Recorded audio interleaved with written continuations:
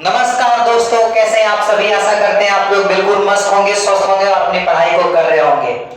चलिए, तो आज हम लोग क्लास 10th के चैप्टर 2, जिस चैप्टर का नाम है 20 के दांत, उसकी शुरुआत करने वाले हैं। और उसकी शुरुआत से पहले मैं आप सभी से एक अपनी दिल की बात कहना चाहता हूं कि लोगों ने मुझसे कहा कि तुम कामयाब नहीं होगे, कि लोगों ने मुझसे कहा कि तुम कामयाब नहीं होगे, तो मैंने मुस्कुराकर जवाब दिया कि कामयाब किसको होना है, बस कोशिश करना है। तो हाँ मेरे विद्यार्थी, मेरे शेर, मेरे बाघ और मेरी शेरनी, हम सभी को कोशिश करते रहना है और उस कोशिश के बदले में जो भी हम सभी को प्राप्त होता है उसको ग्रहण करना है। उदास नहीं होना है, कोशिश करते रहना है, कामयाब हम लोग जरूर होंगे। तो आइए मेरे दोस्त, मेरे बाघ और मेरे शेरनी, चलिए आज हम 20 के दांत क्लास 10 चैप्टर 2 के महत्वपूर्ण जो हमारे वस्तुनिष्ठ प्रश्न हैं उनको करते हैं। तो आइए विलंब नहीं करते हैं, देखते हैं अपने क्वेश्चन को। आप लोगों के समक्ष पहला प्रश्न आप लोगों को देखने को मिल रहा होगा आपके डिजिटल बोर्ड पे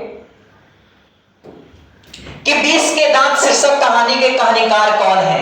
यानी जो चैप्टर हम लोग पढ़ रहे हैं 20 के दांत, उसके लेखक, यानी ये जो कहानी है, ये कहानी के बारे में मैं थोड़ा सा आपको रूबरू करा दूं कि इस कहानी में सेन साहब की 5 लड़कियां रहती थी, 5 लड़कियां हैं और एक लड़का है।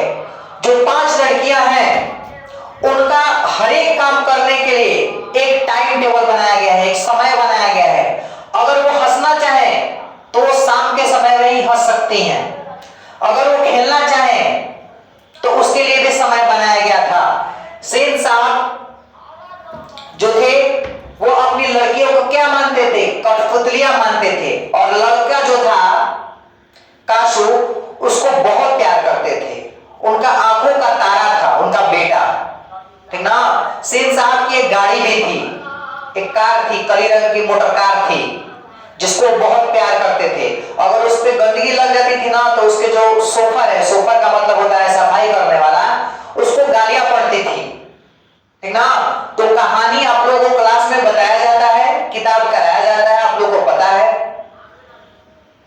तो आप लोग को कहानी याद होगा तो आप लोग ये जितने भी महत्वपूर्ण आपके सामने वस्तुनिष्ठ प्रश्न हैं उनको आप लोग आसानी से कर पाइएगा। तो चलिए देखते हैं। अगर कहानी बताना यहाँ पर अगर हम शुरुआत करते हैं तो वीडियो जो है वो बहुत लंबा हो जाएगा। तो अपने देखते हैं प्रश्नों को। तो पहला प्रश्न आप लोग को देखने को मिल ही रहा है कि 20 के दांत जो चैप्टर अभी हम पढ़ रहे हैं, चैप्टर 2, शीर्षक के कहानी के कहानीकार कौन है बताइए। आप लोग समझ में ऑप्शन में रख देता हूं, मोहन राकेश या फिर कमलेश्वर या फिर प्रेमचंद या फिर नलिन विलोचन शर्मा। बताइए जल्द से जल्द मेरे बाघ और मेरे शेरनी अपने कमेंट सेक्शन में अपना उत्तर दीजिए। इसका सही उत्तर क्या हो जाएगा? तो जी है मेरे बाघ मेरे शेरनी, इसका सही उत्तर ऑप्शन डी हो जाएगा। नलिन विलोचन शर्मा 20 के दांत के कहानीकार हैं। अगले प्रश्न क्यों है? गिरधरलाल के बारे में पूछा जा रहा था कि वो कौन है। तो आप लोग बताइए, काशू का पिता या फिर मदन का पिता या फिर रजनी का पिता या फिर शेफाली का पिता। आप लोग को मैं थोड़ा सा हिंट दूं, ये जो रजनी का पिता जो कहा जा रहा है, तो रजनी का पिता जो है वो नहीं हो सकता है, क्योंकि रजनी जो थी वो किसकी बेटी थी? वो हमारे सेन साहब की बेटी थी। 5 बेटी थी, पांचों का नाम था। शेफाली जो थी वो भी कौन थी? सेन साहब की बेटी थी। और कासू का पिता, यानी कि कासू का जो पिता था वो कौन था? भाई सेन साहब थे, जो उनको बहुत प्यार करते थे। तो बचा ऑप्शन में क्या? बी, यानी कि इसका जो सही उत्तर हो जाएगा मदन का पिता। गिरधरलाल कौन था? मदन का पिता था। यही गिरधरलाल जो है तो वो सेन साहब के पास उनकी फैक्ट्री में काम किया करता था, ठीक ना। तो मदन का पिता। अगले प्रश्न को देखते हैं। मक्खी थोड़ी सी तंग कर रही है, तो मक्खी को थोड़ा सा हटा लें हम लोग।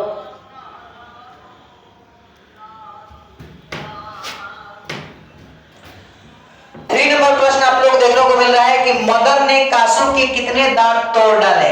मदन कौन था भाई? तो मदन गिरधरलाल का बेटा था। मदन जो था गिरधरलाल का बेटा था और गिरधर लाल जो था वो सेन साहब के फैक्ट्री में काम करता था। और जो ये कासू है वो किसका बेटा है? सेन साहब का बेटा है। तो इन दोनों में एक बार ना लड़ाई हुई थी मदन और कासू के बीच। तो वही क्वेश्चन यहाँ पे पूछा जा रहा है कि मदन ने कासू के कितने दांत तोड़ डाले थे? आप लोग को याद है, आपको कहानी बताया गया है, तो आप लोग सही उत्तर अपने कमेंट सेक्शन में दीजिए। ऑप्शन ए है 3, ऑप्शन बी है 1, ऑप्शन सी है 2 और ऑप्शन डी है 4। जी हाँ मेरे बाघ, मेरे दोस्त और मेरे शेरनी, इसका सही उत्तर हो जाएगा ऑप्शन सी, यानी कि 2 दांत मदन ने कासू के क्या किया था? तोड़ दिया था मारकर। समझ लो।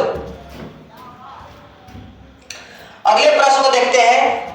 4 नंबर प्रश्न आप लोगों के समक्ष है कि नलिन बिलोचन शर्मा के माता जी का क्या नाम था? यानी कि जो अभी हम पढ़ रहे हैं 20 के दांत, जिसके राइटर हैं यानी कि लेखक है नलिन बिलोचन शर्मा, उनके पिताजी का नाम पूछा जा रहा है। मेरे बाप मेरे शेरनी, आप लोग बताइए। मक्खी जो है वो डिस्टर्ब कर रही है, तो आप लोग को उससे हरास नहीं होना है, ठीक ना? चलिए देखते हैं कि नलिन बिलोचन शर्मा के माता जी का क्या नाम है, यानी कि जो हम लोग चैप्टर 20 के दांत पढ़ रहे हैं, उसके जो लेखक है हमारे नलिन बिलोचन शर्मा, उनके माता जी का नाम जो है वो पूछा जा रहा है। तो ऑप्शन आप लोग के ए में है पद्मावती शर्मा, या फिर कलावती शर्मा, या फिर रत्नावती शर्मा, या फिर इंद्रावती शर्मा। अगर आप लोग को मेरे बाप और मेरे शेरनी इसका उत्तर पता है तो आप जल्द से जल्द अपने कमेंट सेक्शन में इसका उत्तर बताइए। बाकी आप लोग यहां से मैच कर सकते हैं कि इसका जो सही उत्तर है वो क्या हो जाएगा।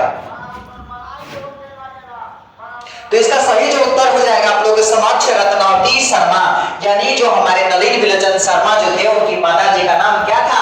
रत्नावती शर्मा। अगले प्रश्न की ओर बढ़ते हैं मेरे बाप और मेरे शेरनी। 5 नंबर प्रश्न आप लोगों के समक्ष है कि नलिन बिलोचन शर्मा के कहानियों में किसके तत्व समग्रता से उभर कर आए? आप लोग को ऑप्शन में देता हूं, राजनीतिकता का, या फिर मनोवैज्ञानिकता का, या फिर सामाजिकता का, या फिर इनमें से सभी। तो इसका सही उत्तर हो जाएगा कि मनोवैज्ञानिकता का जो कहानी का तत्व है वो समग्र उभर कर आए। अगले प्रश्न की ओर देखते हैं। 6 नंबर है कि मोटर कार को किससे खतरा हो सकता था? यानी सेन साहब की जो मोटर कार थी काले रंग की, उस मोटर कार को किससे खतरा हो सकता था? आप लोग कमेंट सेक्शन में अपना उत्तर बताइए मेरे बाघ और मेरे शेरनी। ड्राइवर से, या फिर मदन से, या फिर खोखा से, या फिर इंजीनियर से। तो ये जो खोखा आपको नाम देखने को मिल रहा है, जो आप लोग खोखा आप लोग को नाम देखने को मिल रहा है, तो ये जो खोखा है ना वो किसका नाम है? तो वो कासू का ही खोखा नाम था। कासू जो सेन साहब का लड़का था उसका ही खोखा नाम था। तो वही पूछा जा रहा है कि मोटर कार को किससे खतरा था? तो खोखा से ही था। किससे था? खोखा से, यानी कि कासू से था, खोखा से था। सही उत्तर ऑप्शन सी हो जाएगा। अगले प्रश्न की ओर बढ़ते हैं। 7 नंबर प्रश्न है कि खोखा खोखी किस भाषा का शब्द है? तमिल का, या फिर भोजपुरी का, या फिर बांग्ला का, या फिर हिंदी का। यानी खोखा खोखी जो ये शब्द है वो किस भाषा का शब्द है? तमिल का है, भोजपुरी का है, बांग्ला का है, या फिर हिंदी का है? तो इसका सही उत्तर क्या हो जाएगा? बांग्ला का ये जो है वो शब्द है खोखा खोखी। अगले प्रश्न की ओर बढ़ते हैं। 8 नंबर प्रश्न आप लोगों के समक्ष दिख रहा होगा कि ऐसे ही लड़के आगे चलकर गुंडे, चोर, डाकू बनते हैं। यह पंक्ति कहानी के किस पात्र ने कही है? बताइए किसने ऐसा कहा था कि आगे चल के ऐसे ही जो लड़के होते हैं ना गुंडे, चोर, डाकू बनते हैं? क्या सेन साहब की धर्मपत्नी ने कही थी, या फिर गिरधर कहा था? गिरधर यानी कि जो सेन साहब के घर पे काम करता था, या फिर सेन साहब खुद कहे थे, या फिर सोफर का मतलब सफाई करने वाला ड्राइवर कहा था? तो इसका सही उत्तर क्या हो जाएगा मेरे बाघ मेरे शेर? क्या हो जाएगा? सेन साहब ने कहा था। किसको कहा था भाई? मदन को कहा था कि ऐसे ही जो लड़के होते हैं ना आगे चलते जो है वो गुंडे, डाकू, चोर, बवाली बनते हैं। अगले प्रश्न को देखते हैं। 9 नंबर प्रश्न आप लोगों के समक्ष है कि खोखा खोखी का अर्थ क्या है? ये जो शब्द आप लोग को देखने को मिल रहा है इसका क्या अर्थ होता है? बच्चा बच्ची, या फिर बाबा दादा, या फिर भाई बहन, या फिर चाचा चाची? तो इसका सही उत्तर क्या हो जाएगा? बच्चा बच्ची जो है इसका सही उत्तर आप लोग के समक्ष हो जाएगा।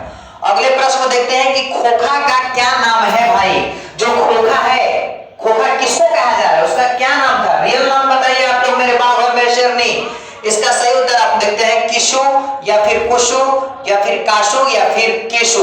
तो अभी मैंने बताया कुछ समय पहले कि काशु का ही जो था वो खोखा नाम था, तो इसका सही उत्तर हो जाएगा ऑप्शन सी यानी कि काशु। अगले प्रश्न की ओर बढ़ते हैं कि 11 नंबर प्रश्न है कि 20 के दांत कैसी कहानी है। जो हम अभी 20 के दांत कहानी पढ़ रहे हो, एक कैसी कहानी है भाई, सामाजिक कहानी है या फिर ऐतिहासिक कहानी है या फिर धार्मिक कहानी है या मनोवैज्ञानिक कहानी है। तो इसका सही उत्तर क्या आ जाए कि ये जो 20 के दांत कहानी हम लोग पढ़ रहे हैं ये एक मनोवैज्ञानिक कहानी है। अगले प्रश्न की ओर बढ़ते हैं। 12 नंबर प्रश्न है कि सेन साहब अपने पुत्रों को बनाना चाहते थे, पुत्रों को यानी एक ही पुत्र था भाई, उसको क्या बनाना चाहते थे आप लोग बताइए। मुझे तो पता है, मैं नहीं बताऊंगा, आप लोग ऑप्शन देखिए और उसका सही उत्तर कमेंट सेक्शन में दीजिए। बिजनेसमैन या इंजीनियर। क्या खोखा को यानी कि काशु को वो बिजनेसमैन बनाना चाहते थे या इंजीनियर बनाना चाहते थे या फिर वकील बनाना चाहते थे या फिर प्रोफेसर बनाना चाहते थे या फिर डॉक्टर बनाना चाहते थे।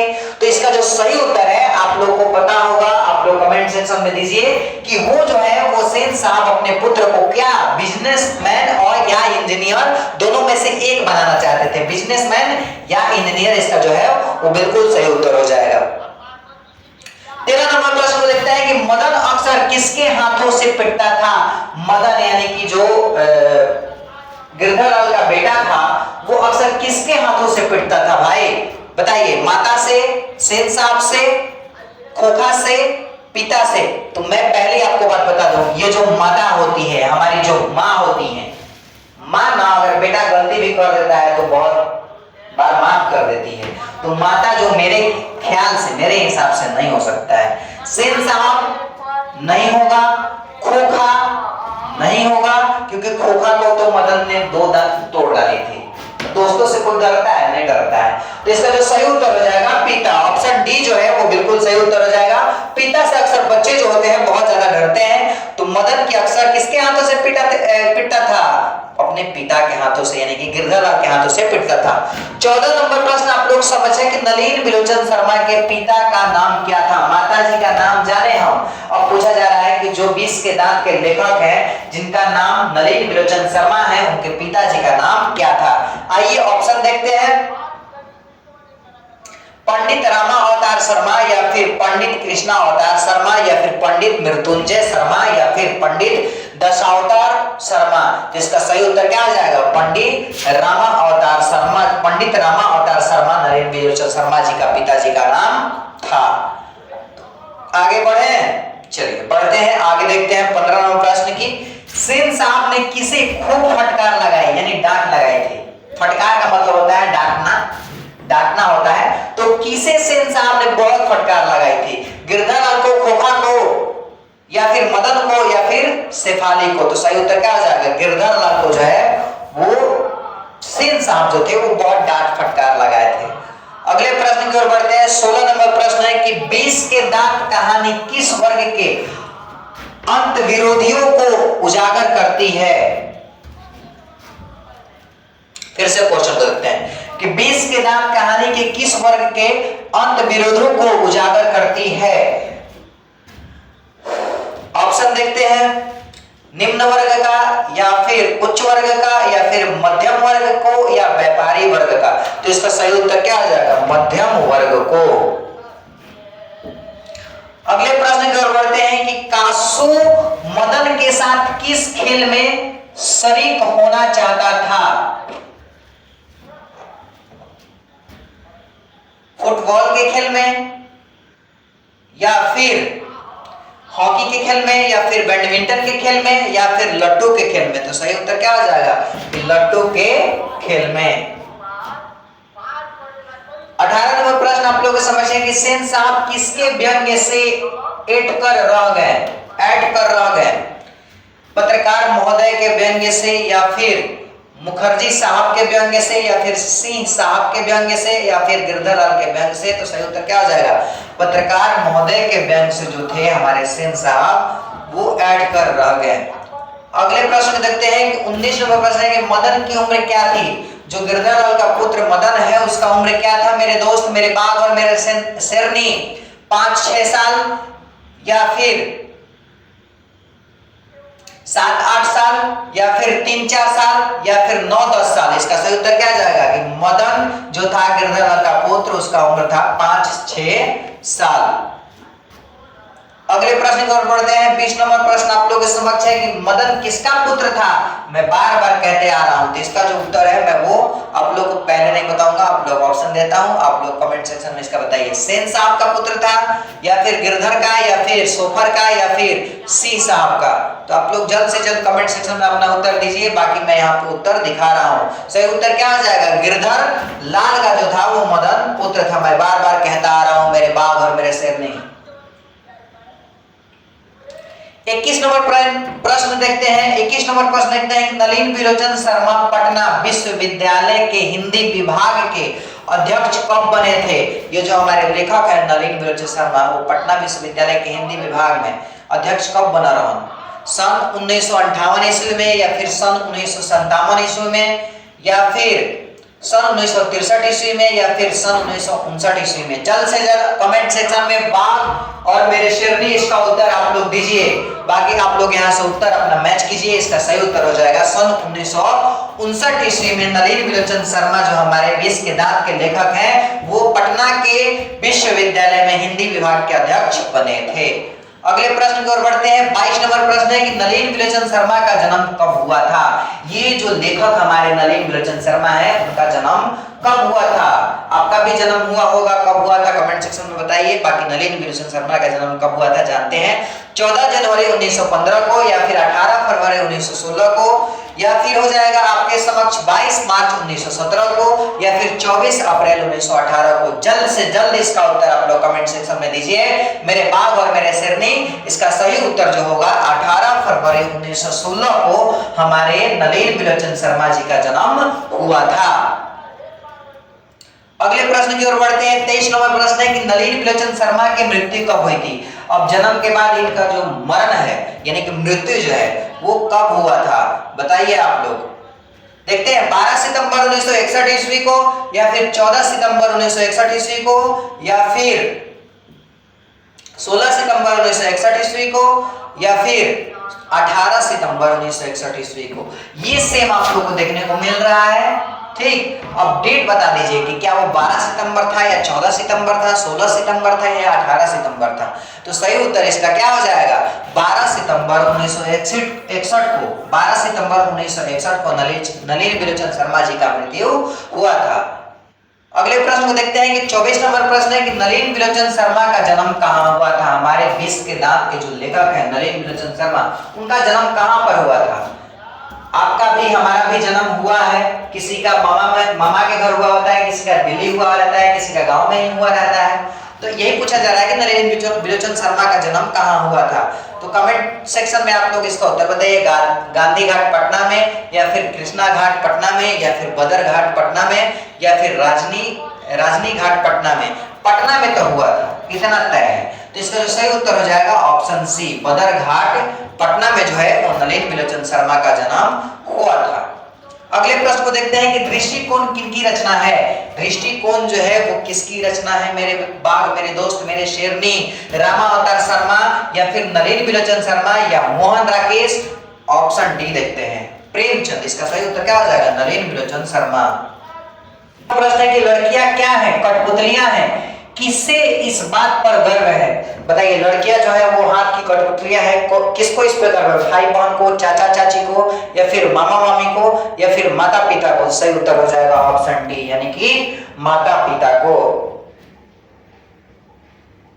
27 नंबर प्रश्न है कि कौवे की जमात में शामिल होने के लिए कौन लग गया जी? कौवे का जो भीड़ है उसमें शामिल होने के लिए कौन लग गया? कबूतर, या फिर हंस, या फिर बतख, या फिर मछली? इसका जो सही उत्तर हो जाएगा बिल्कुल सही उत्तर होगा। आप लोग ऑप्शन देख सकते हैं, ऑप्शन बी आपका हंस यानी कि बिल्कुल जो है वो सही उत्तर हो जाएगा।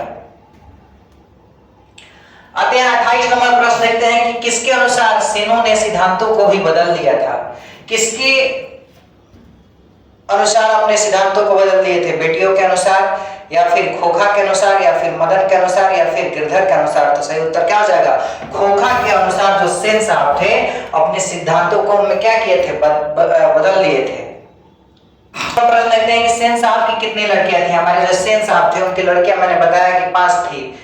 3, 6, 5 या फिर 4? इसका सही उत्तर क्या हो जाएगा? ऑप्शन सी, यानी कि सेन साहब की लड़कियां कितनी थी? 5 थी। 30 नंबर, सोफर शब्द का अर्थ है, सोफर का मतलब होता है सफाई करने वाला, ड्राइवर को भी कह सकते हैं। ऑप्शन ए सभ्यता, ऑप्शन बी संबंध, ऑप्शन सी निर्माता, या फिर ऑप्शन डी ड्राइवर। तो आप लोगों को सफाई करने वाला नहीं मिल रहा है, तो ऑप्शन डी आप लोग का बिल्कुल जो है वो सही उत्तर हो जाएगा। सोफर का अर्थ ड्राइवर होता है।